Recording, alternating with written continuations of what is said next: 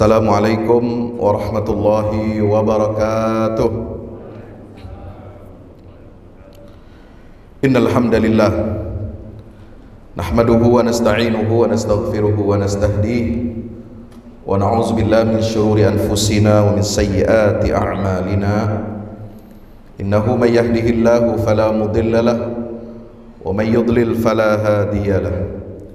Asyhadu an la ilaha illallah wahdahu la syarika lah wa asyhadu anna Muhammadan abdullahi wa rasuluhu la nabiyya wa la rasula ba'dah. Allahumma salli wa sallim wa barik ala nabiyyina Muhammad wa ala alihi wa ashabihi wa man tabi'ahum bi ihsanin ila yaumiddin, amma ba'du. Usi nafsi wa iyyakum bittaqwallah. Ittaqullaha haqqa tuqatih wa la tamutunna illa wa antum muslimun. Bapak Ibu hadirin hadirat jamaah Masjid At-Taubah yang insya Allah mudah-mudahan kita semua senantiasa dirahmati oleh Allah Subhanahu Wa Taala. Puji syukur kehadirat Allah Jalla Jalaluh, mari kita sampaikan senantiasa kita mengingat Allah, senantiasa kita memuji Allah Subhanahu Wa Taala dengan kita mengucapkan dari lubuk hati kita yang paling dalam, alhamdulillahi rabbil alamin. Alhamdulillah atas nikmat iman dan Islam. Alhamdulillah atas nikmat kita diberikan taufik dan hidayah istiqamah di atas jalan Islam ini. Alhamdulillah kita diberikan kesehatan, masih bisa melangkahkan kaki kita, masih bisa mata kita melihat, masih bisa telinga kita mendengar dengan baik, masih bisa kita duduk, kemudian kita sholat, lalu kemudian kita mendengarkan kajian-kajian ilmu. Mudah-mudahan nikmat yang Allah berikan ini senantiasa bisa kita gunakan dengan sebaik-baiknya dalam rangka kita beribadah kepada Allah Subhanahu Wa Taala sampai akhir hayat kita mendapatkan husnul khatimah. Amin ya rabbal alamin. Salam salam tak lupa mari kita sampaikan kepada junjungan kita baginda Rasulullah Muhammad SAW. Allahumma salli ala Muhammad wa ala alihi wa sahbihi wa man tabi'ahu bi ihsanin ila yaumil qiyamah, amma ba'd. Bapak Ibu hadirin yang dimuliakan Allah, pada kesempatan subuh yang berbahagia ini saya ingin mentadabburi, mengajak kita semuanya untuk mentadabburi ayat-ayat Al-Quranul Karim yang berkenaan dengan betapa pentingnya kita memiliki nilai-nilai, prinsip-prinsip yang tidak berubah meskipun kondisi zaman dan juga perkembangan kehidupan sosial umat ini mengalami perubahan-perubahan. Jadi yang namanya akidah itu, yang namanya iman Islam itu, pokok-pokok agama itu tidak akan dan tidak boleh, tidak bisa berubah. Maka kalau kita perhatikan dalam dua ayat saja, yaitu surat Ali Imran ayat 196 dan surah Al-Maidah ayat 100. Saya ingin kita fokus pada dua ayat ini, kita refreshing ya. Setelah kita bulan suci Ramadan kemarin, dengan izin Allah kita bisa longgar, bisa bebas untuk beribadah di masjid berjamaah dan lain sebagainya.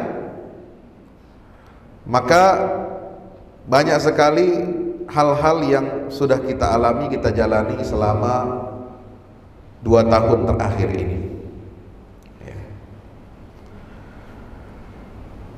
Zaman boleh berubah, perkembangan bisa terjadi, apakah itu dalam kehidupan ekonomi, sosial, politik, sains, teknologi, kebudayaan. Tapi yang pasti di dalam ajaran Islam ini yang tidak berubah itu adalah nilai-nilai iman, nilai-nilai Islam yang diikat dalam satu ikatan yang namanya akidah. Karena akidah itu arti asalnya itu adalah dari kata ikatan, tali yang terikat dengan kuat. Aqada yaqidu. Dari situlah lahir akad. Tahu akad? Ada akad jual beli, ada akad nikah, ada akad sewa menyewa, akad pinjam, dan seterusnya dan seterusnya. Akad ini nggak boleh kita lepas, nggak boleh kita main-main. Kalau kita janji dengan orang, dengan sesama manusia saja, perjanjian kita itu kita tulis, kita catat, apakah sewa, apakah minjem duit, apakah jual beli, apakah kita tanam investasi. Itu semua ada ikatannya, ada catatannya, dan kita tidak boleh melanggar peraturan-peraturan, melanggar yang menjadi kesepakatan. Itu dengan manusia.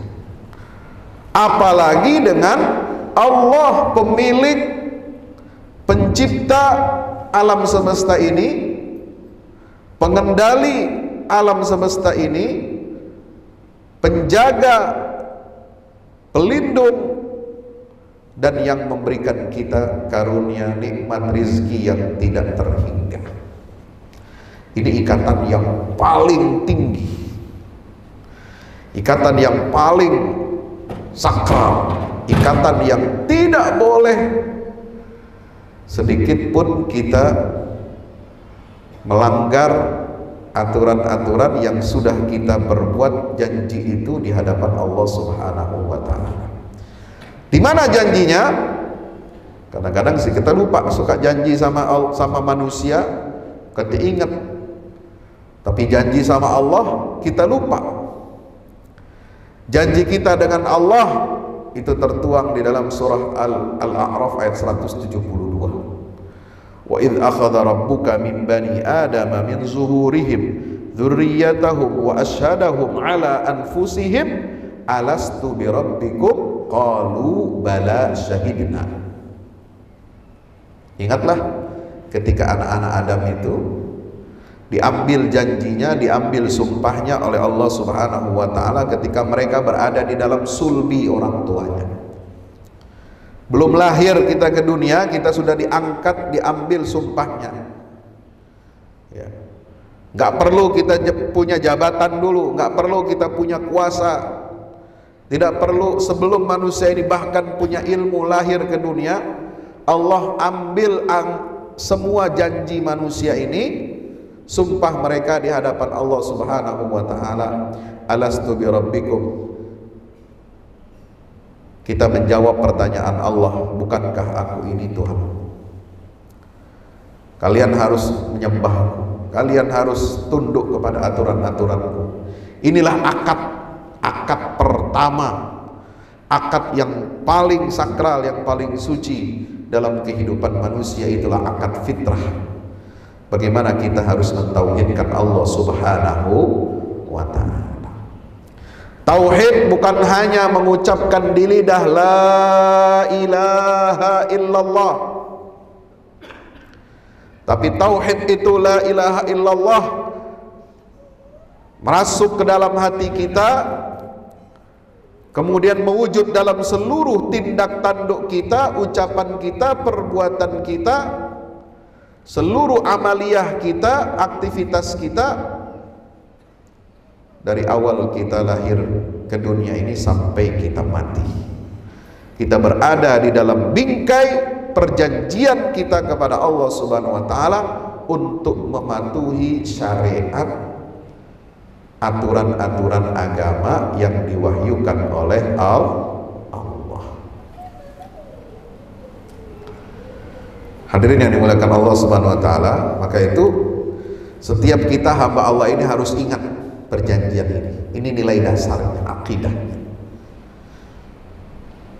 Rububiyah, tauhid rububiyah kita kepada Allah. Setelah itu ada tauhid uluhiyah kita, penghambaan kita kepada Allah Subhanahu wa taala. Tidak boleh kita menyembah kepada selain Allah, tidak boleh kita meminta kepada selain Allah, tidak boleh kita berharap menggantungkan hidup kita kepada selain Allah Subhanahu wa taala. Nah, maka itu ini prinsip-prinsip dasar. Perubahan bisa terjadi dalam kehidupan manusia, tapi tidak boleh mengubah dasar-dasar prinsip-prinsip agama. Makanya Allah mengingatkan kepada kita satu, surat Ali Imran ayat 196. Apa firman Allah? A'udzu billahi minasyaitonir rajim. La yaghurrannaka taqallubul ladzina kafaru fil bilad. Mata'un qalilun thumma ma'wahum jahannam wa bi'sal mihad. Allah mengingatkan kepada kita, wahai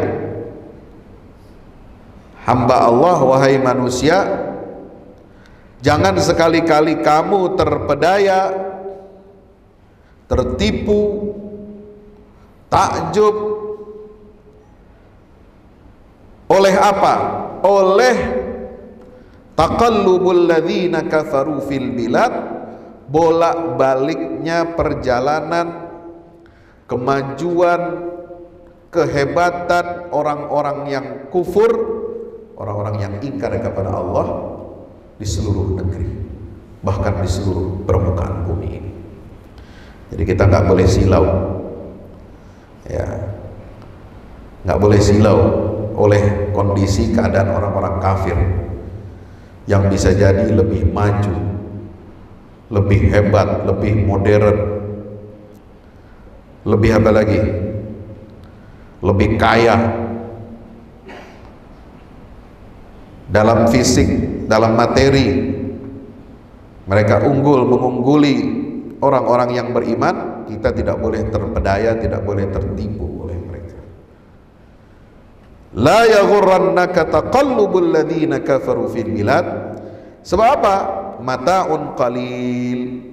Allah mengingatkan kepada kita semua, itu semua harta, perbendaraan, materi itu hanya kesenangan yang kecil. Mata'un qalil, kecil, lalu kemudian diartikan, diterjemahkan itu sementara. Oke, kecil dan sementara mirip. Ya. Itu hanya kesenangan sementara. Dunia ini sementara, dunia ini kecil, kata Allah. Ini Allah yang mengingatkan kepada kita. Nah, kadang-kadang kalau kita meneropong melihat dunia ini, karena kitanya kecil, dunianya, buminya bulat, ini besar, lalu kemudian kita dibandingkan dengan benda-benda yang ada di dunia ini, di bumi ini, kita bandingkan diri kita ini kecil, dibandingkan materi, dibandingkan gedung, dibandingkan jembatan, dibandingkan infrastruktur. Itu kata Allah, karena kita neropongnya dari sisi kita kecil, ya. Yang lain materi ini besar. Tapi kalau diteropong dengan pandangan Allah Subhanahu wa taala, dunia ini kecil, dunia ini sementara. Tsumma ma'wahum jahannam. Nah, kita diingetin sama Allah, jangan tertipu dengan harta, dengan perbendaraan, dengan kesenangan dunia yang kecil dan sementara itu. Kamu tidak boleh tertipu. Tsumma ma'wahum jahannam.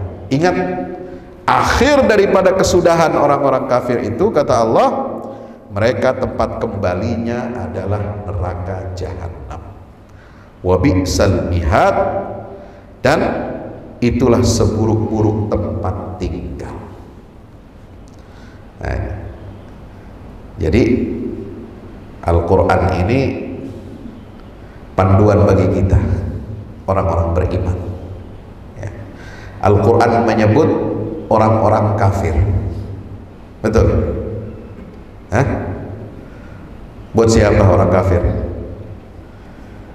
Innal ladzina kafaru min ahlil kitabi wal musyrikina fi nari jahannam khalidina fiha abada.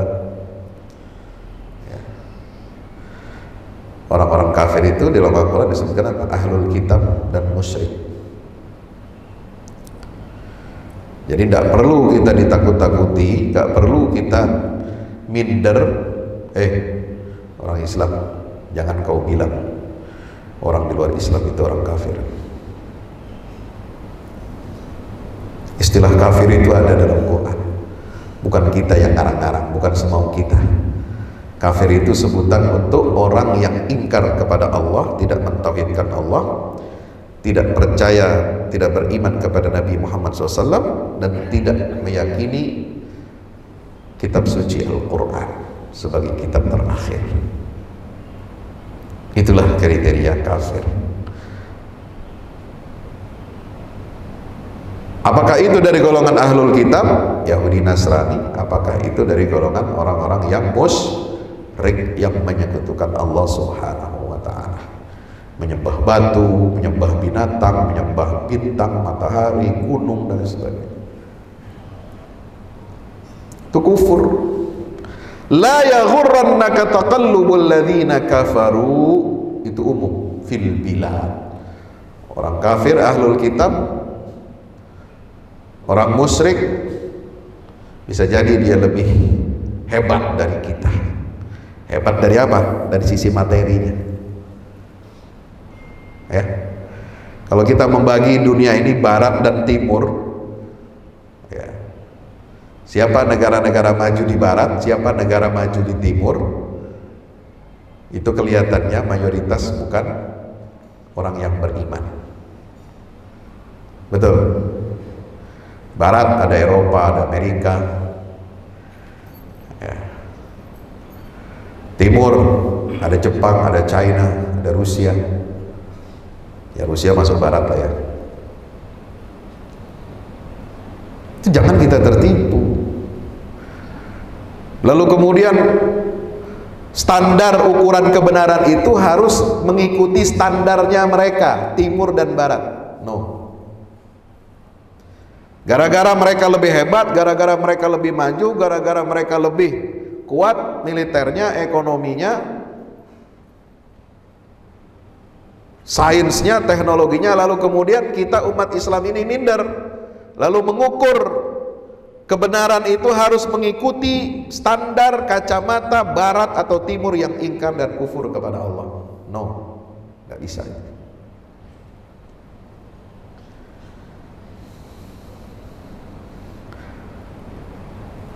Maka kenapa umat Islam tidak bergeming, tidak boleh keluar dari aturan-aturan Allah, meskipun timur dan barat memaksakan aturan untuk melegalkan perkawinan sejenis?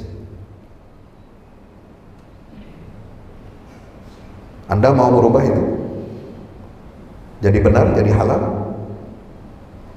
hanya karena tekanan dunia internasional, tekanan barat? Gak bisa.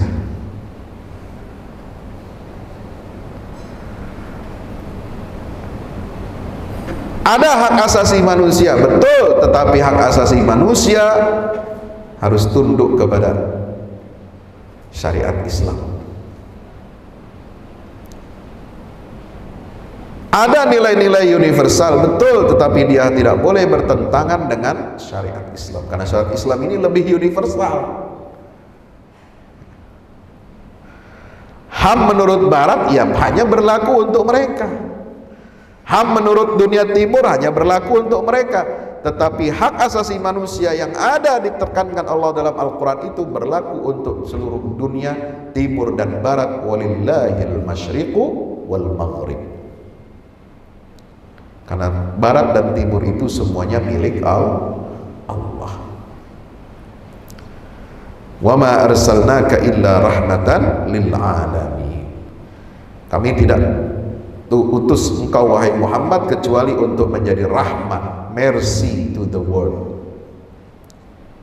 Ya Bu ya, pernah naik mercy Bu? Enak, nyaman ya. Beda sama Avanza, apalagi Grand Max gitu. Sakit pantat kita, punggung kita sakit, mau jalan dekat jalan jauh sama itu. Kalau naik Mercy empuk suspensinya ya, mau gajlukan mau bolong jalanan, kalau dilewatin itu beda rasanya itu. Itulah rahmat. Jadi mercy itu artinya rahmat, rahmat kasih sayang Allah ya. Jadi syariat yang dibawa oleh Nabi kita Muhammad SAW itu adalah mercy to the world. Dia menjadi rahmat bagi seluruh dunia ini. Tidak boleh kita mensubordinatkan aturan-aturan syariat Allah di bawah aturan-aturan atau apa yang disebut dengan hukum-hukum, norma-norma yang katanya itu adalah dari dunia barat yang berlaku internasional, global. Enggak. Kamu wahai Muhammad SAW termasuk pengikutmu tidak boleh tertipu. La yaghurrannaka taqallubul ladzina kafaru fil bilad. Jangan kamu tertipu mentang-mentang orang kafir yang berkuasa, mentang-mentang mereka yang mengendalikan dunia, mentang-mentang mereka yang bisa mengatur ini itu, lalu kemudian kita mengikut, membebek, membeo dan mengaminkan semua aturan-aturan yang datang dari mereka untuk kita terapkan, lalu mengubah dasar-dasar ajaran Islam, mengubah hukum halal dan haram. No, tidak bisa. Hatta meskipun umat Islam di dunia ini jumlahnya minoritas yang kecil sekali, tapi kalau nilai-nilai itu datang dari Allah, kita tidak boleh merasa kecil. Nah ini ayat ini akan melahirkan suatu sikap yang izzah. Izzah itu apa? Punya harga diri. Tapi bukan berarti kita disuruh oleh Allah kita tidak mengubah nasib kita, kecil terus, lemah terus, melarat terus, kalah terus. Enggak, bukan itu maksudnya. Karena dalam ayat-ayat yang lain juga Allah mengatakan innallaha la yughayyiru ma biqaumin hatta yughayyiru ma bi anfusihim. Kita harus mengubah nasib. Jangan mau di bawah terus. Apalagi Nabi mengatakan tangan yang di atas lebih baik daripada tangan yang di bawah. Al-yadul ulya khairun minal yadis sufla. Al-mu'minul qawi, mukmin yang kuat, khairun wa habbu ilallahi minal mu'minid dhaif. Mukmin yang kuat ekonominya, mukmin yang kuat pendidikannya, mukmin yang kuat sains teknologinya, mukmin yang kuat keluarganya, mukmin yang kuat iman Islamnya itu lebih baik dan lebih dicintai oleh Allah daripada mukmin yang lemah. Jadi jangan, wah, Ustadz ini mengajarkan supaya kita kalah terus dari orang kafir. Enggak, siapa bilang. Allah hanya mengatakan jangan kamu tertipu. Nabi di Mekah minoritas kan? Minoritas. Sahabat minoritas, kecil. Hatta waktu di Madinah masih. Kalau digabung masyarakat ahli kitab dengan musyrikin di Jazirah Arabia masih lebih banyak mereka. Tapi Nabi itu tidak pernah minder. Sahabat tidak pernah merasa kikuk, merasa rendah diri di hadapan orang-orang kafir, apakah itu Romawi, apakah itu Persia, apakah itu Majusi, apakah itu Sabiat. Rasulullah menyurati raja-raja, pemimpin-pemimpin dunia pada waktu itu dengan kepala tegak. Aslim taslam, masuk Islamlah kamu, kamu pasti akan selamat. Karena Islam inilah jalan keselamatan satu-satunya yang diridhai oleh Allah Subhanahu wa ta'ala. Gak ada ceritanya sahabat Nabi ya, menghadapi kekuatan-kekuatan kekaisaran-kekaisaran imperium dunia itu, mereka rendah diri, mereka minder, gak ada. Padahal sahabat Nabi itu belum baca, belum pernah kuliah, belum ada ilmu politik yang digagas oleh orang zaman modern, trias politika itu. Belum ada ilmu ekonomi yang digagas oleh Adam Smith. Belum ada ilmu sains teknologi yang diciptakan oleh manusia di abad modern. Tetapi mereka yang ada pada dipelajari tiap hari oleh mereka itu hanya apa? Satu sumbernya, yaitu Al-Quranul Karim. Dan bagaimana mempraktekkan Al-Quran itu mereka pelajari langsung dari Rasulullah Muhammad SAW, yaitu dengan sunnah-sunnah beliau. Itu aja modalnya ya. Mereka tuh gak minder, oh kalah hebat. Mana ada istana di Madinah di zaman Rasulullah semegah kekaisaran Romawi atau Persia? Gak ada. Mana ada infrastruktur di Madinah kayak di Mesir, peradaban Mesir, di Yunani, peradaban Yunani, Romawi, peradaban Romawi, di India, China, Persia yang sudah begitu hebat, megah, bangun bangunan infrastruktur yang hebat-hebat. Ada di Madinah? Zaman Nabi, zaman Khulafaur Rasyidin, nggak ada. Mereka tidak pernah minder. Hanya dengan kekuatan iman kepada Allah, mereka justru menjadi apa? Guru, menjadi guru-guru bagi peradaban umat manusia. Bisa mengalahkan, menghancurkan dominasi Romawi dan Persia. La yaghurrannaka taqallubul ladzina kafaru fil bilad. Tidak tertipu. Oh, Persia lebih maju dari kita, oh Romawi lebih hebat dari kita, lalu kemudian kita membelakangi hukum-hukum Allah? Enggak. Oh, ahli kitab Yahudi Nasrani lebih maju dari kita, lalu kemudian kita ikut hukum mereka? No. Pernah Umar bin Khattab ketika Nabi selesai perang Khaybar,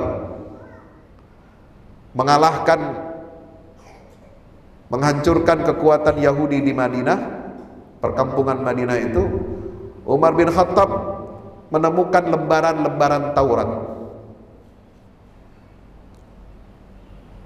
Ya namanya orang gak pernah lihat kitab suci yang lain, taunya Al-Quran. Umar ambil ini, kan di perkampungan Yahudi ya, ada sinagognya, ada rumah-rumahnya. Bagaimana dengan lembaran? Apakah kita simpan? Apakah harus kita baca? Dibawa oleh Umar bin Khattab ke hadapan Rasulullah SAW. Ya Rasulullah, ini penting nih. Ada kitab Taurat, kita mesti baca, kita mesti pelajari. Ditegur sama Nabi, Pak. Awamutahawwikuna fiha ya ibnal Khattab. Apakah engkau meragukan isi kitab Al-Quran, wahai Ibnul Khattab? Lalu kemudian kamu berpaling untuk membaca kitab Taurat yang sudah dirusak, diselewengkan oleh orang-orang Yahudi itu? Nggak boleh, kata Nabi SAW. Ya. Jangan kita tertipu. Merasa kitab Taurat ini lebih tua nih daripada kita Al-Quran, lalu kemudian harus kita ikuti, harus kita. Enggak, lihat dulu ini siapa penulisnya. Itu bukan dari Nabi Musa, tidak pernah dihafal.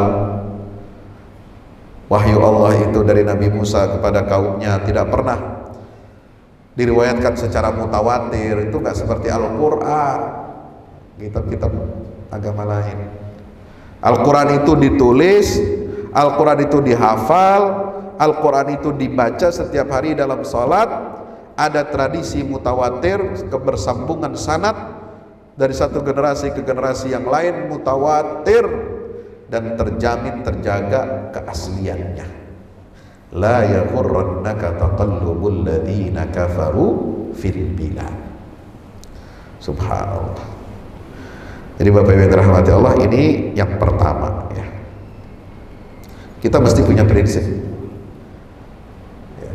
Jangan terombang-ambing, jangan kita mengikuti instruksi perintah dari barat dan timur untuk mengatur diri kita. Kita sudah diatur dengan syariat Islam, diatur oleh hukum Allah, lalu kemudian datanglah kekuatan-kekuatan orang-orang kafir itu yang menguasai, yang mengendalikan ini. Dia punya aturan sistem hidupnya, sistem sosialnya, sistem budayanya, sistem hukumnya, sistem ekonominya, politiknya. Lalu kemudian kita disuruh mencontoh, disuruh menduplikasi. Kita duplikat semua sistem kehidupannya orang-orang kafir itu untuk diterapkan pada kita. Bisa nggak? Nggak bisa. Coba deh kita berkaca sekarang sebelum saya pindah ke surat Al-Maidah 100. Indonesia ini sudah merdeka berapa tahun? Kitab undang-undang hukum pidananya itu, apakah betul itu sesuai dengan jati diri bangsa kita, atau itu warisan Belanda, warisan penjajah? Dalam hukum loh Pak, kita masih pakai KUHP model Belanda, nggak ada perubahan itu. 75 tahun udah merdeka. Apa kita nggak punya ahli hukum? Apakah kita nggak punya sistem hukum sendiri? Apakah kita malu, kita minder menentukan hukum kita sendiri sesuai dengan budaya, agama, dan norma-norma yang ada di negeri kita ini? Apa kita mesti pakai akalnya, otaknya orang Belanda untuk mengatur hukum kita? Sehingga ribut-ribut ya. Perzinahan, kenapa nggak bisa dipidana?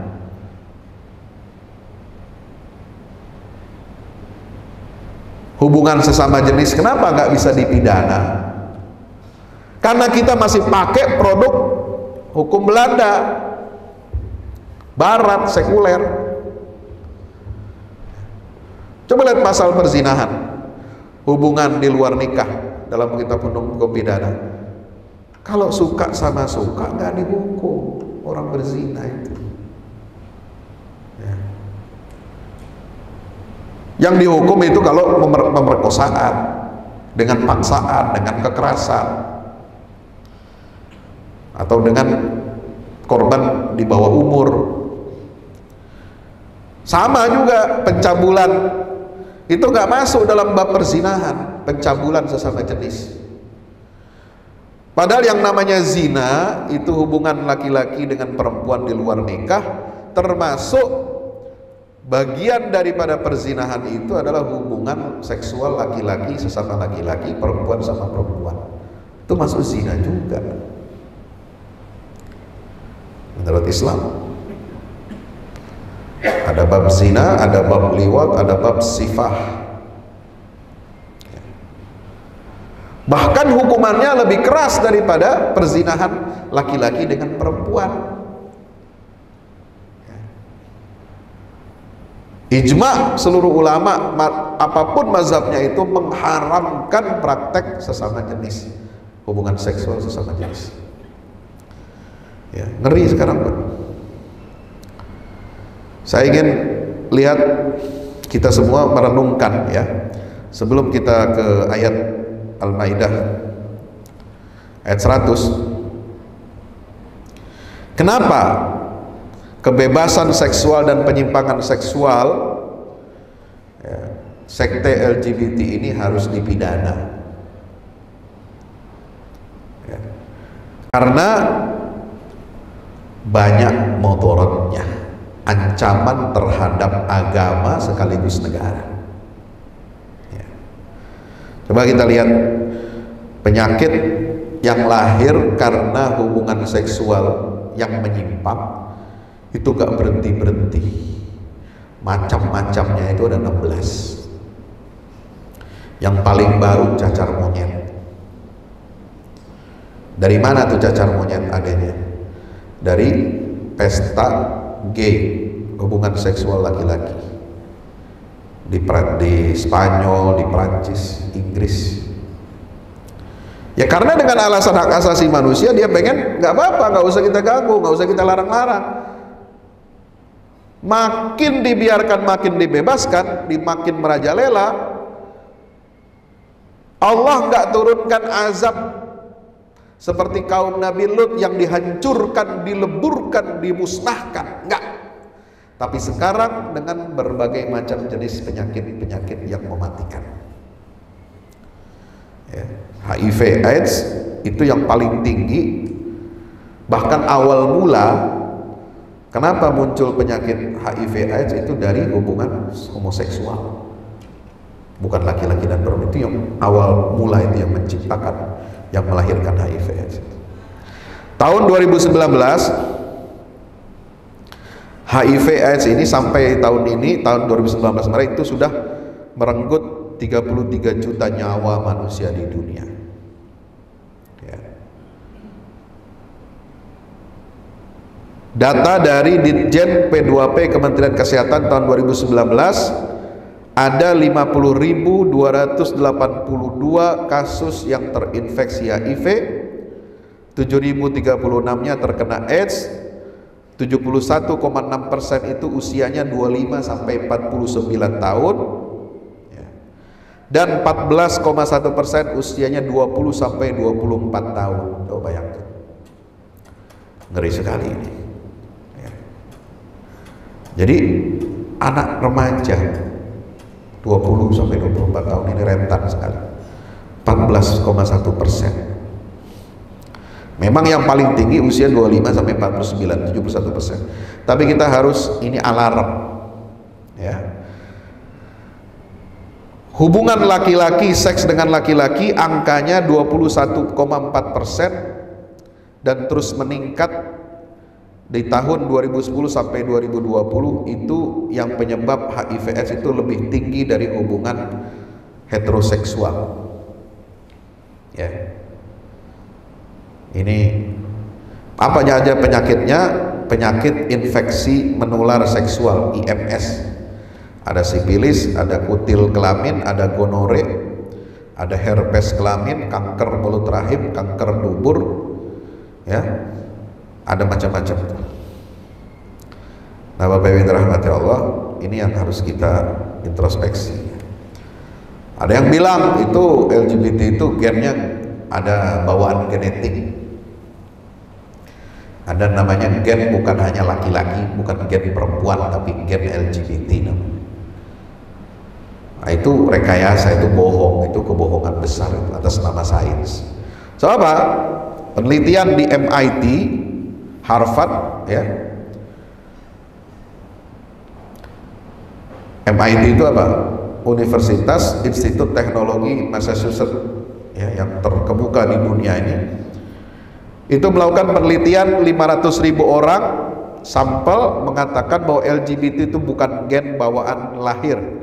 Jadi tidak ada orang lahir ke dunia bawa gen dia sebagai gay atau lesbian, nggak ada. Ini sudah data ilmiah, ya. Jadi kita jangan tertipu.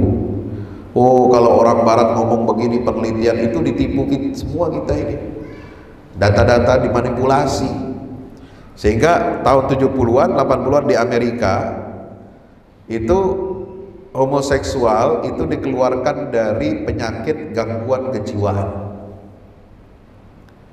Ya, sampai begitu tekanan politiknya dari kelompok ini, dari sekte LGBT ini, sehingga dianggap itu bukan masalah kejiwaan, itu masalah biasa, normal. Jadi hubungan laki-laki dengan sama laki-laki itu adalah hubungan normal seperti laki dengan perempuan. Perempuan dengan perempuan berhubungan seks itu hubungan normal, sama seperti laki-laki dengan perempuan. Jadi kita nggak boleh mengidap fobia LGBT. merasa LGBT itu ancam loh. Memang ancaman terhadap kemanusiaan, ancaman terhadap negara. Berapa kerugian negara yang harus ditanggung setiap tahun dari penyakit HIV/AIDS? Ya. Belum lagi penularannya itu, ya Allah. Maka itu kita harus introspeksi, dan kita la yaghurrannaka taqallubul ladzina kafaru fil bilad. Yang kedua, Bapak yang dirahmati Allah, Allah Ta'ala berfirman, a'udzubillahi minasyaitonir rajim, qul la yastawil khabith wat thayyib walau a'jabaka kathratul khabith. Ya. Qul la yastawil khabith wat thayyib, katakanlah wahai Nabi Muhammad, tidaklah sama yang buruk dengan yang baik. Walau a'jabaka kathratul khabith, meskipun banyaknya yang buruk itu menarik hatimu. Nah, ini nggak boleh berubah nih prinsip kita nih. Mana yang thayyib Allah halalkan, mana yang khabith Allah haramkan. Dan Allah mengatakan tidak sama barang yang buruk dengan barang yang baik. Meskipun banyaknya barang yang buruk itu beredar di pasaran, ya, kita harus tetap berpegang kepada prinsip kita orang Islam ini harus apa? Konsumsi halal, makanannya halal, minumannya halal, pakaiannya halal, obatnya halal, sembelihannya halal, ya. Halal cara mendapatkannya, halal cara menyembelihnya, halal cara mentasarrufkannya, mengolahnya, lalu mendistribusikannya halal. Maka kita tidak boleh, kalau kita berada di negeri yang mayoritas kafir bukan mayoritas muslim, kita tidak boleh tertipu, kita ikut-ikutan, ya, memakan yang khabith, yang diharamkan oleh Allah. Atau ketika kondisi kita ini rusak, di lingkungan kita ini rusak, banyak narkoba, banyak perjudian, banyak perzinahan, itu tetap tidak boleh merubah pandangan kita tentang nilai-nilai kehidupan dasar dari ajaran Islam, bahwa narkoba itu haram, judi itu haram, khamar itu haram,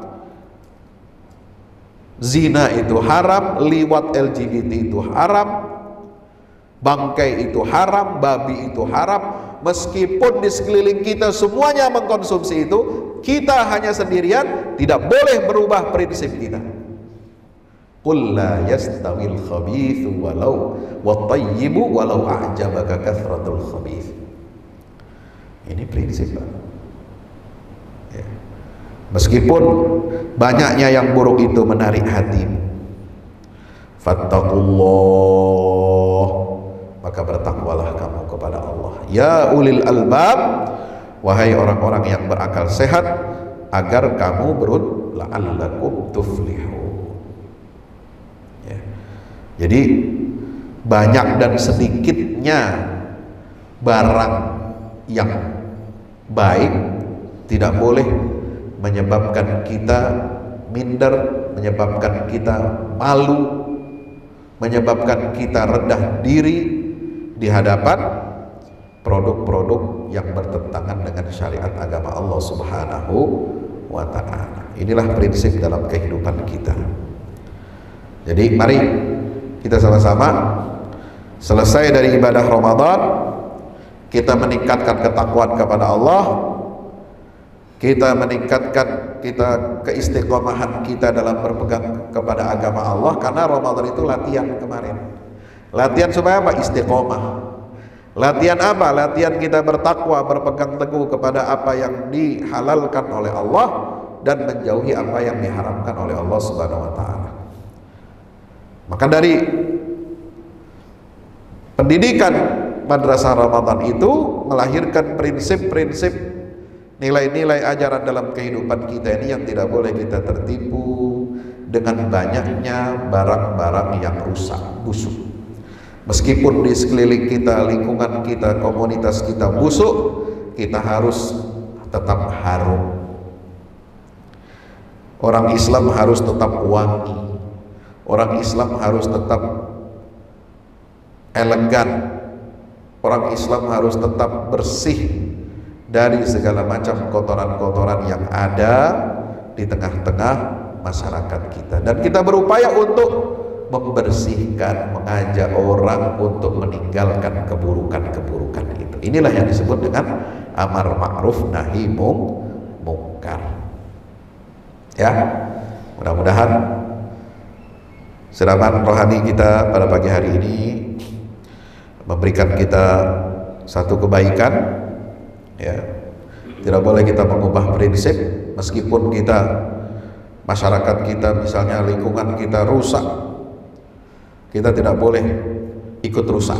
Nah, ini ciri orang Islam. Seperti ikan, walaupun dia berenang tiap hari 24 jam di air asin, dia tidak jadi asin. Ya, nggak ada ikan dagingnya asin kecuali dia diasinin, dikeringin, lalu dikasih garam, baru jadi ikan asin. Kalau ikan dari laut diambil langsung, tidak ada yang dagingnya asin, itu tidak terpengaruh dia. Ya, maka kita harus jadi seperti itu, tidak boleh terpengaruh oleh nilai-nilai yang buruk yang ada berasal dari barat maupun timur. Kita orang Islam punya prinsip, kita orang Islam punya panduan yang tidak akan berubah, yaitu wahyu yang final dan otentik dari Allah Subhanahu wa ta'ala. Banggalah Anda sebagai orang Islam, ishadu bi anna muslimun.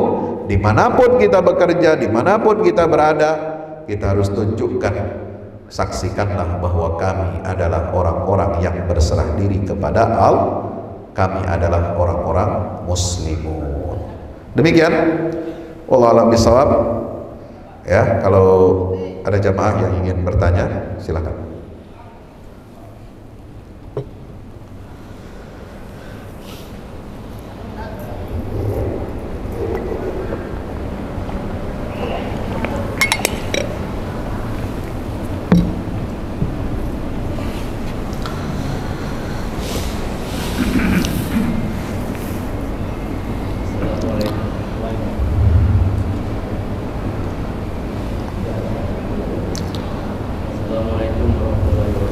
Itunya nggak ada di ini.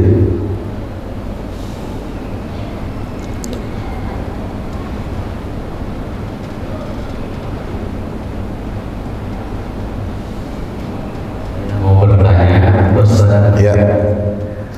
Pertama yang tentang perjanjian, kita harus muamalah, memperjelas perjanjian kita di waktu dalam ruh. Tolong penjelasannya kayak apa, Pak Ustaz? Itu. Assalamualaikum warahmatullahi wabarakatuh. Ya, ini perjanjian yang ada di alam arwah. Ya, itu nggak ada hubungannya, nggak ada kaitannya dengan nama ruh. Ya. Nama itu bagi setiap hamba Allah ketika lahir di dunia, dia diberikan nama oleh orang tuanya. Maka orang tua disuruh kasih nama yang baik-baik, karena nanti di hari kiamat orang itu dipanggil oleh Allah di pengadilan, itu dipanggil dengan nama yang diberikan oleh orang tuanya, serta disebutkan nama binnya siapa, putra siapa. Jadi nanti makanya kita pentingnya mendidik anak itu supaya jadi anak yang saleh, anak yang beriman, ya, supaya kita nggak dipermalukan di hadapan makhluk di hari kiamat. Maka kita mesti didik anak-anak kita ini dengan nilai-nilai agama yang kuat. Karena kalau nanti dia dipanggil, disebut namanya dan nama kita, bapaknya, lalu anak kita ini banyak masalahnya, ya, itu kita kena getahnya, kena jeleknya itu nanti. Ya, kembali kepada alam arwah, alam ruh, itulah yang ditetapkan oleh Al-Quranul Karim, bahwa sebelum manusia ini lahir ke dunia, semuanya itu sudah Sudah apa? Sudah berjanji, sudah berbaiat, sudah bersumpah kepada Allah bahwa dia akan mengikuti, dia akan mengesahkan, dia akan mematuhi perintah-perintah Allah. Itu sebelum manusia ini lahir. Jadi ruhnya itu sudah disekolahkan lah, kira-kira begitu ya. Bukan BPKB yang disekolahin ya, bukan surat sertifikat rumah ya, disekolahin di bank ya. Ini ruh kita kan, semua janin itu, anak manusia itu usia berapa? 4 bulan ya kata Nabi. 120 hari itu Allah tiupkan ruhnya. Apakah dia langsung lahir ke dunia? Kan enggak. Nah, ruh ini ketika dia sudah ada ruhnya ya, ada bentuk fisiknya, udah ada perkembangannya, 4 bulan kan udah lumayan besar anak itu, jabang bayi itu, ruhnya sudah ada di situ pada diri setiap anak Adam. Ini ruhnya ini dididik langsung oleh Allah. Ruhnya itu sudah dibariskan oleh Allah ya. Untuk apa? Untuk dia berjanji, bersumpah, berkomitmen bahwa dia lahir nanti dalam keadaan fitrah, bertauhid kepada Allah. Makanya kenapa? Kullu mauludin yuladu alal fitrah, itu kaitannya dengan ayat tadi. Kita semua lahir dalam keadaan fitrah. Artinya apa? Fitrah kita bertauhid, mengatakan bala syahidna, benar ya Allah, Engkau adalah Tuhan kami dan kami bersaksi untuk itu. Itulah fitrah tauhid. Makanya setiap manusia itu lahir dalam keadaan tauhid, fitrahnya suci. Nah, baru nanti orang tuanya, tergantung agama orang tuanya apa, dia bisa menjadikan anak itu jadi Majusi, dia bisa menjadikan anak itu jadi Yahudi, jadi Nasrani dan sebagainya. Makanya di sini pentingnya orang tua ini memilih pasangan, memilih agama pasangannya. Jadi kaitannya nanti ke sana. Kenapa kita harus menikah dengan seiman, seakidah? Karena kita punya tanggung jawab moral untuk menjaga sumpah kita. Anak-anak kita yang lahir itu harus terjaga fitrahnya dengan baik, bertauhid kepada Allah. Maka syarat mutlaknya kedua orang tuanya ini harus bertauhid, harus beriman kepada Allah. Kalau cuma salah satunya, rusak nanti. Pendidikan anak di dalam keluarga itu jomplang. Satu, mengajarkan tauhid itu kalau bapak atau ibunya benar. Ini kadang masalah juga, udah kawin beda agama, dia kagak sholat lagi, Islamnya doang KTP. Bagaimana mau jaga fitrah tauhid anaknya? Nah, nanti kalah sama ya, pendidikan yang dilakukan oleh pasangannya yang beda agama. Apalagi itu syarat-syaratnya ketat ya. No pihak sono, pihak sebelah membolehkan dalam keadaan darurat jamaatnya kawin dengan orang Islam beda agama dengan dia, itu syaratnya ketat. Apa syaratnya? Nggak boleh, dia sudah harus bersumpah, berjanji kepada pemuka agamanya, nggak boleh murtad dari agamanya, nggak boleh masuk Islam.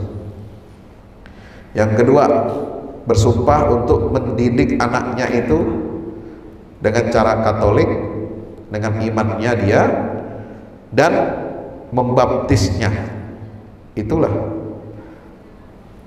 ya, keberanian dan tekad orang non Islam aja begitu ya. Masa kita mau berjudi? Wah, nggak apa-apa Pak Ustadz, itu kan ada ayat yang membolehkan kita kawin dengan wanita ahlul kitab. Nah, itu namanya berjudi itu.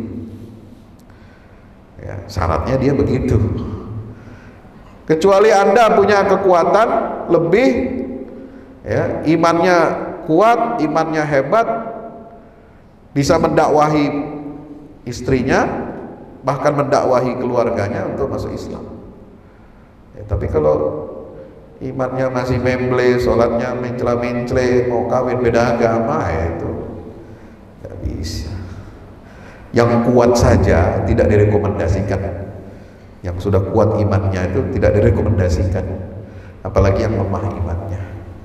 Kenapa? Bukan apa-apa, bukan untuk, kecuali hanya untuk menjaga fitrah tauhid anak-anak kita, itu aja. Kenapa kawin beda agama dilarang? Karena untuk itu, menjaga tauhid, menjaga fitrah anak-anak yang lahir dari istri kita, dari orang ibunya. Bagaimana kalau orang tuanya mendidik dia tidak dengan tauhid kepada Allah? Nah, rusak. Itu saja sudah cacat. Ya, keislaman kita sudah cacat. Kalau anak kita mendapatkan pendidikan yang tidak Islam, tidak tauhid, tidak beriman kepada Allah Subhanahu wa ta'ala. Itulah dari perjanjian itu sampai kepada tataran eksekutif, eksekusinya, tataran praktisnya, kita harus menjaga nilai-nilai fitrah ini kepada Allah Subhanahu wa ta'ala. Jadi pendidikan alam arwah itu ada, real, nyata. Makanya kita diingatkan, karena kita belum sadar ketika di alam arwah, ya apa namanya, belum sadar, kadang-kadang nggak ingat, lupa. Nah, maka diingatkan dalam Al-Quran, ini kamu ini sudah ada perjanjian dengan Allah, kamu ini sudah ada ikatan akidahnya, tauhid kepada Allah, maka kamu tidak boleh melanggar itu semua. Demikian. Assalamualaikum Ustaz. Izin bertanya, pertama, bagaimana sikap Muslim saat ini berbagai negara sudah melakukan perjalanan luar angkasa, bahkan ada yang ingin membuat koloni di Mars. Yang kedua adalah di luar topik, mengenai syafaat di akhirat yang bisa diberikan oleh Nabi Muhammad SAW, hubungannya dengan ayat kursi, di mana yang hanya bisa memberi syafaat atas izin Allah. Ya. Terima kasih Ustaz. Baik. Dua pertanyaan. Yang pertama tentang perjalanan ya manusia ini keluar angkasa. Ya boleh-boleh aja. Itu untuk eksplorasi, untuk observasi alam semesta. Bahkan kita didorong oleh agama ini untuk berjalan, kul siru fil ardh, berjalanlah kamu di atas bumi ini, fanzuru kaifa kana aqibatul mukadzibin, pelajari, lihat, perhatikan. Jadi bukan cuma sekedar jalan-jalan, bukan cuma sekedar menikmati, ya, bukan cuma berwisata, healing. Sekarang orang istilahnya healing ya. Banyak yang stres ya di kota, jalan-jalan keluar itu dibilang penyembuhan ya, healing. Padahal asam uratnya tetap ya, ginjalnya tetap cuci darah, mau healing jalan-jalan kayak apa juga begitu aja udah. Orang mencari, nah ini yang saya heran itu ya, saya takjub sekarang ini. Banyak orang traveling keliling dunia, bahkan keluar angkasa, ya, tapi nggak kenal sama tetangganya sendiri. Lu travel kemana-mana, bahkan sampai keluar angkasa, tetangganya kagak diurusin, kagak kenal sama tetangga. Banyak yang begitu sekarang. Rumahnya gede, tapi kehangatan keluarganya kecil. Ya, rumahnya besar, tapi kehangatan di dalam rumah tangga itu nggak ada. Gelar makin tinggi, ya, tapi akal sehatnya rendah. Ya. Sama, kualitas ilmu sekarang makin tinggi, tapi sekarang emosinya rendah. Nah, itu. Ini yang harus kita introspeksi. Ya. Jadi Boleh kita berjalan, tapi ingat, fanzuru kaifa, bukan hanya untuk tujuan eksplorasi ilmiah, observasi, tetapi juga untuk mempelajari sunnatullah. Fanzuru kaifa kana aqibatul mukadzibin, perhatikanlah akibat akhir kesudahan dari orang-orang yang mendustakan ayat-ayat Allah. Itu. Jadi kalau jalan ke timur, ke barat, lihat bekas turun Tuhan peradaban masa lalu, kita harus banyak mengambil ibrah, mengambil pelajaran. Termasuk juga keluar angkasa, boleh ya, tapi jangan kita mubazir, ya kan, ada ayat juga mengatakan wala tubadzir tabdzira innal mubadzirina. Mubazir bukan hanya makan minum, tapi mubazir kita harus hitung-hitung nih, ya, uang kita banyak tapi kita mubazirkan untuk perkara-perkara yang tidak mungkin kita inginkan ada kehidupan di sana, ya, planet-planet lain. Emangnya gampang bikin sanitasi, bikin saluran air, udara yang di sana itu nggak seperti di bumi, ya. Kita ini makhluk bumi, bukan makhluk planet lain. Nah, kalau kita mau hidup di sono, ya, karakter fitrah dasar kita itu nggak sama dengan model yang ada di sana, ciptaan itu nggak sama. Di kita ada air, di kita ada gunung, di kita ada sungai, di kita ada laut, semua aktivitas manusia bisa jalan. Lah kalau di sono, ya. Maka itu observasi boleh, lihat ciptaan Allah boleh, tapi juga harus dalam batas-batas kita, supaya bagaimana kita tidak buang-buang duit mubazir, ya. Bikinlah, mau rencana bawa sampel air tanah dari bumi, itu ya nggak bisa di sana. Mau tinggal di mana? Mau tinggal di bulan, mau tinggal di Mars, ya. Pola kehidupannya yang Allah ciptakan di sana beda dengan di bumi. Lah kita makhluk bumi. Lah dunia ini masih lebar, masih banyak yang belum kita manfaatkan, ya. Ngapain juga sampai kita asing ke sono, gitu ya. Nah, ini kadang-kadang begitulah manusia ini, kadang-kadang rasa keingintahuannya itu baik, tapi kadang-kadang tidak diimbangi dengan apa? Kecerdasan spiritual. Ya, ya boleh, tapi kita harus pertimbangkan banyak hal. Ya.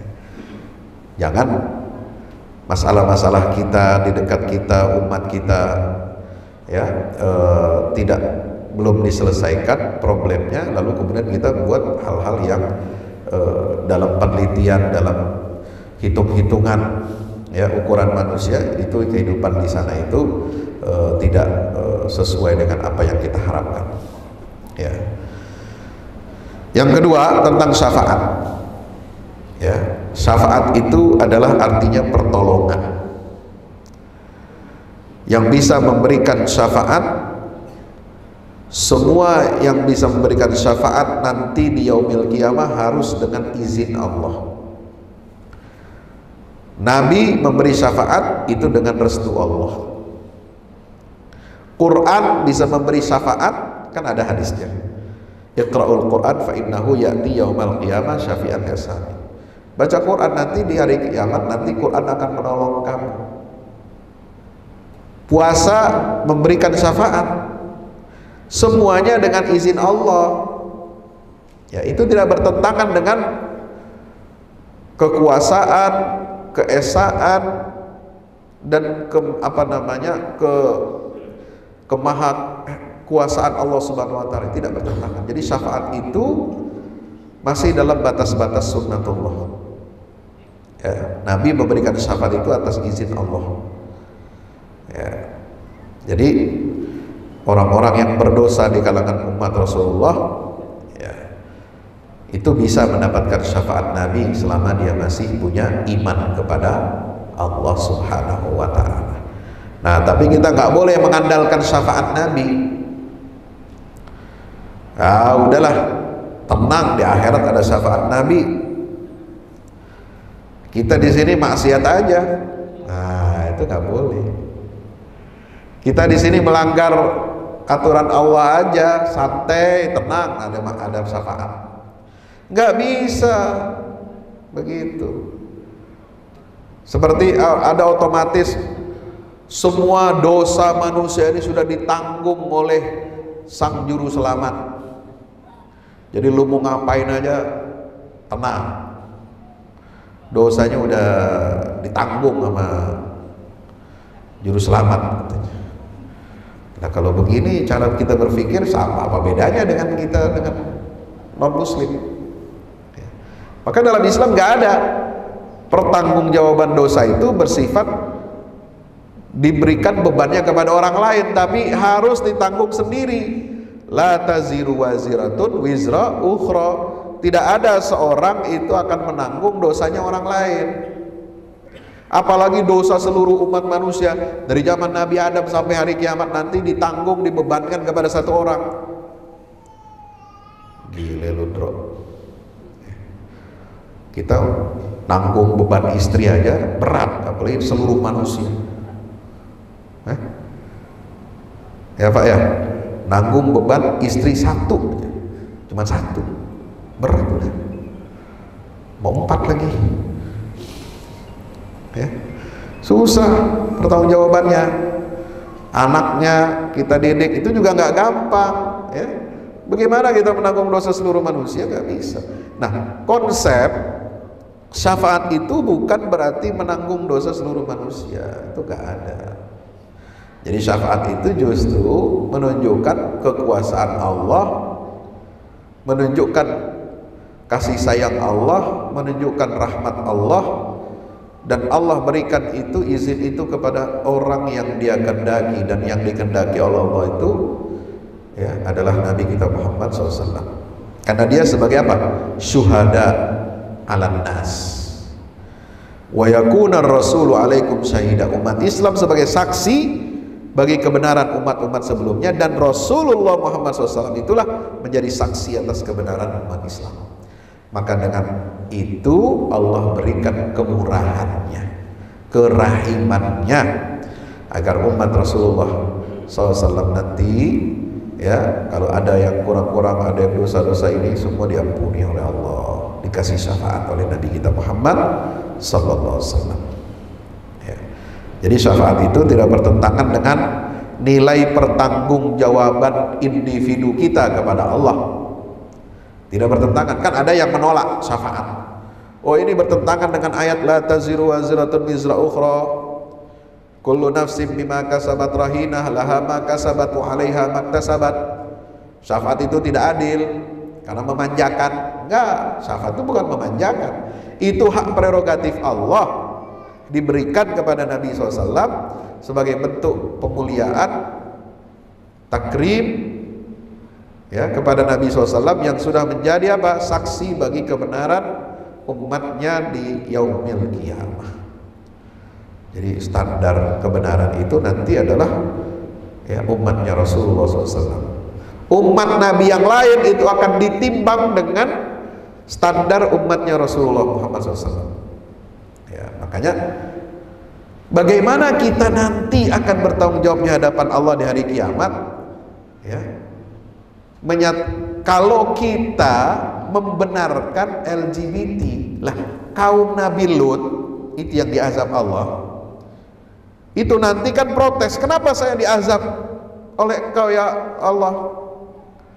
Ya, kan Allah tinggal tunjuk itu, tanya kepada umatnya Muhammad.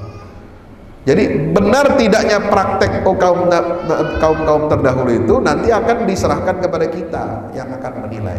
Lah kalau kita di sekarang ini membolehkan, menghalalkan homoseksual, lah itu umat kaum Nabi Lut itu bakal lepas dari jeratan azab siksa nanti di hari akhirat.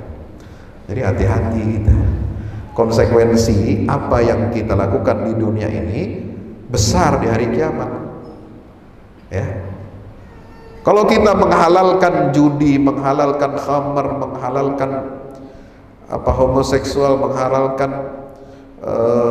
minuman keras dan sebagainya, lalu kemudian umat Nabi terdahulu ya keberatan, nah lalu kita sebagai saksinya melanggar itu, lah bagaimana?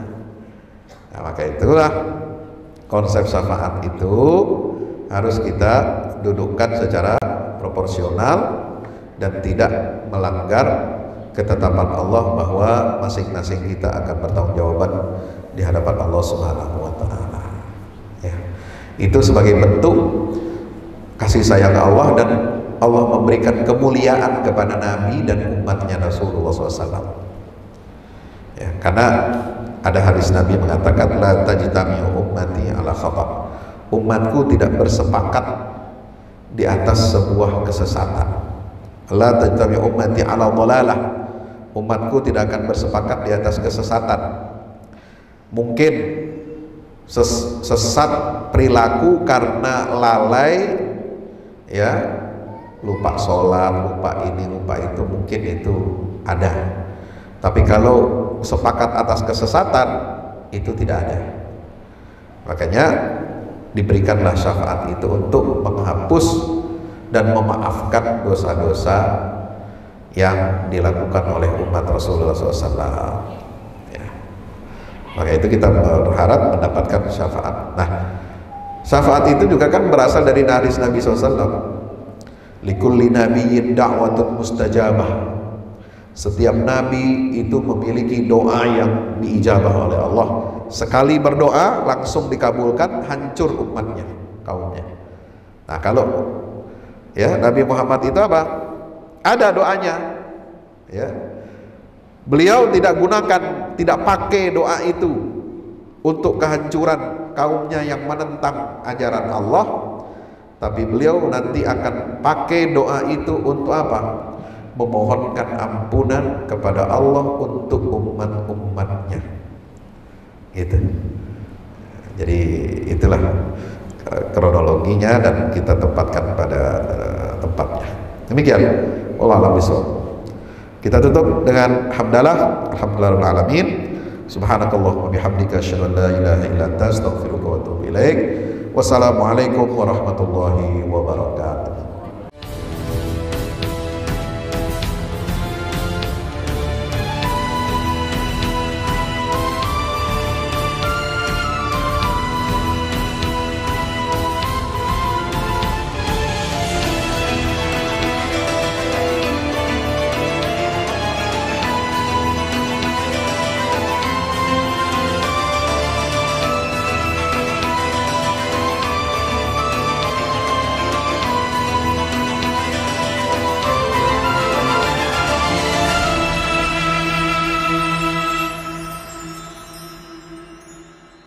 Assalamualaikum warahmatullahi wabarakatuh. Teman-teman, ini kita sedang berada di lantai 2. Kita proyek pembangunan gedung Pusat Dakwah Al-Quran Al-Fahmi Institute. Nah, ini sama bos Action Pay, Ustadz Zulfadli Lubis. Nah, kita lihat sini ya teman-teman ya progresnya. Ini udah kita selesai lantai ketiga. Dan kita akan naik lantai 4. Ini sumbangan dari antum semua, ini sudah. Kita akan mulai lagi pengerjaannya. Nah, ini sedang pengerjaan tembok ya, keliling. Nanti di atas kita tambah 1 lantai lagi. Baru nanti terakhir untuk olahraga di atas. Oke. Terus bantu support ya. Nah, lo ambilkan. Assalamualaikum warahmatullahi wabarakatuh. Alhamdulillah, ini kita mulai lagi pembangunan gedung Pusat Dakwah Al-Quran Al-Fahmi Institute. Kita akan mencetak kader-kader guru tafsir dan guru tahfiz Al-Quran ya, untuk Indonesia lebih bahagia. Tagline kami adalah bahagiakan Indonesia dengan dakwah Al-Quran. Mudah-mudahan Indonesia semakin lebih bahagia, selamat lahir batin dunia akhirat, barakatun thayyibatun warahmatullahi wabarakatuh. Dan inilah markas kita nanti, asramanya. kelas-kelasnya, ada ruang multimedianya, ada studio digitalnya, dan ada kelas-kelas kita untuk tadabbur, tahfiz, dan juga kajian-kajian keislaman. Bang Fadli, gimana? Siap. Siap support ini? Kita dukung bersama Al-Fahmu Institute, bukti dari keberpihakan kita terhadap agama kita. Ya, Insyaallah. Barakallahu fikum. Ya. Terima kasih teman-teman. Ya, assalamualaikum warahmatullahi wabarakatuh. Assalamualaikum warahmatullahi wabarakatuh.